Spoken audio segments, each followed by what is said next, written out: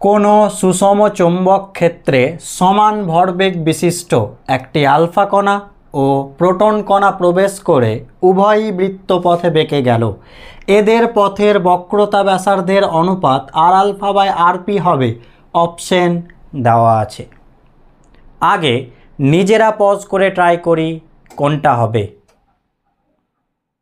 তো চলো দেখে নেওয়া যাক কোনটা সঠিক। যখন কোনো আহিত কণা চুম্বক ক্ষেত্রের সমকোণে প্রবেশ করে সেটি বৃত্তপথে ঘুরে যায়। তো সেই বৃত্তপথের ব্যাসার্ধের ফর্মুলা আর সমান এমভি বাই কিউবি, এটা হচ্ছে ফর্মুলা।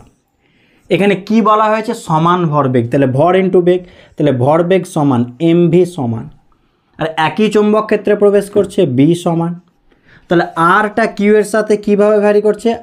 আর সমানুপাতিক 1/কিউ, কিউ এর ব্যস্তানুপাতিক।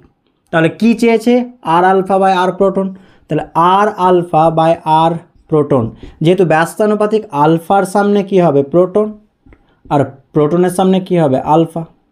ওকে, প্রোটনের আধান ই, আলফার আধান 2e, তাহলে ই কেটে গেলে কত পড়ে থাকবে? হাফ।